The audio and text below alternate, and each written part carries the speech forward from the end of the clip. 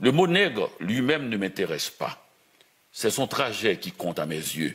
Ce mot tout sec, nu, sans le sang et les rires qui l'irriguent, n'est qu'une insulte dans la bouche d'un raciste. Je ne m'explique pas pourquoi on donne tant de pouvoir à un individu sur nous-mêmes. Il n'a qu'à dire un mot de 5 lettres, nègre, pour qu'on se retrouve en transe avec les bras et les pieds liés, comme si le mot nègre était plus fort que l'esclavage. Le mot ne dit que l'esclavage, il n'est pas plus fort. Les esclaves n'ont pas fait la révolution pour qu'on se retrouve à la merci du mot. Ne me dites pas que je ne peux pas comprendre la douleur du mot, car j'ai connu moi-même la dictature, j'ai connu l'exil, j'ai connu l'usine, j'ai connu le racisme, j'ai même connu un tremblement de terre, et cela dans une même vie. Je crois qu'avant de demander la disparition de l'espace public du mot nègre, il faut connaître son histoire.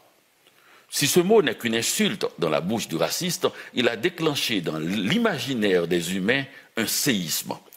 Avec sa douleur lancinante et son fleuve de sang, il a ouvert la route au jazz, au chant tragique de Billie Holiday, à la nostalgie poignante de Bessie Smith. Il a fait bouger un continent immuable et sa civilisation millénaire, l'Afrique, en exportant une partie de sa population vers un nouveau monde de terreur. Ce mot est à l'origine d'un art particulier que le poète Senghor et quelques intellectuels occidentaux ont appelé faussement l'art nègre. Ce serait mieux de dire l'art des nègres ou encore l'art tout court. Tout qualificatif affaiblit ce qu'il tente de définir.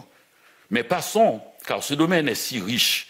Dans le seul domaine de la littérature, on n'a aucune idée du nombre de fois qu'il a été employé.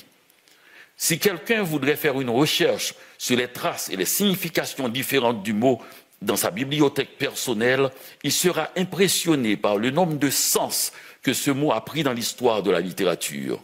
Et il comprendra l'énorme trou que sa disparition engendrera dans la littérature.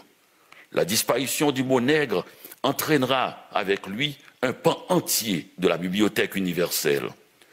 Notre blessure personnelle et nos récits individuels ne font que lui donner de l'énergie pour continuer sa route. Ce n'est pas un mot, c'est un monde. Il ne nous appartient pas d'ailleurs. Nous nous trouvons simplement sur son chemin à un moment donné.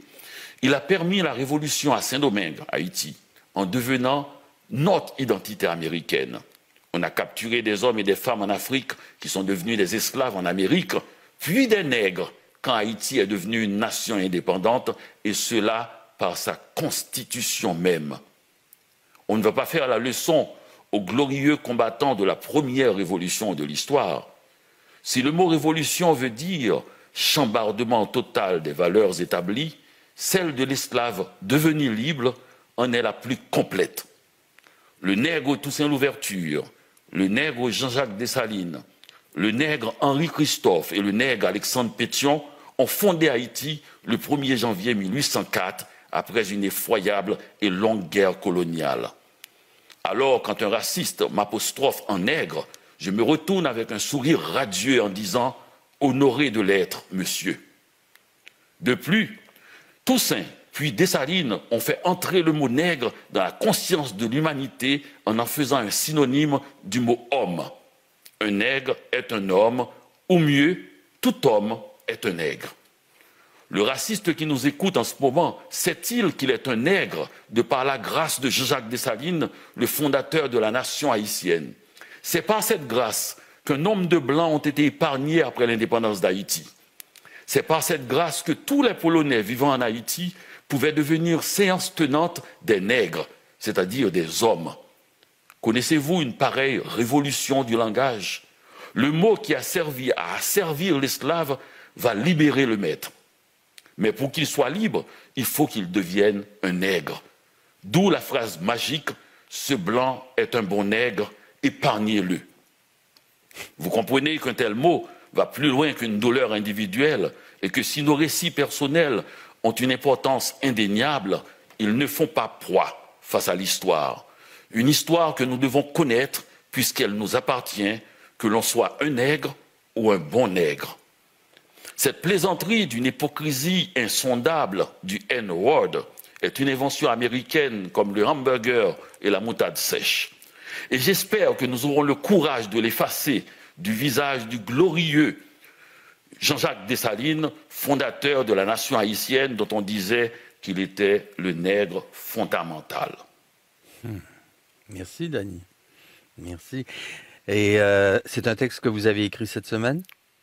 C'est un texte que j'ai écrit il y a 1 heure. Il y a 1 heure? Eh bien, on va le garder. Vous allez me l'envoyer?